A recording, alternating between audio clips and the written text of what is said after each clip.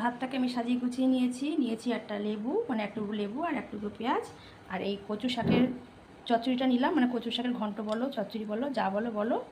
ইলিশ মাছের মাথা দিয়ে এটা করেছি।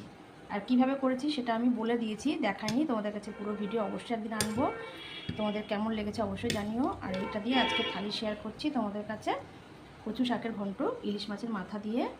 আর করেছি পাবদা মাছের কালিয়া, পাবদা মাছের কালিয়াটা করেছি, সেটাও নিয়ে নিচ্ছি। একদম গামাখা করেছি কালিয়াটা। তোমরা কে কীভাবে কালিয়া করো অবশ্যই জানিও।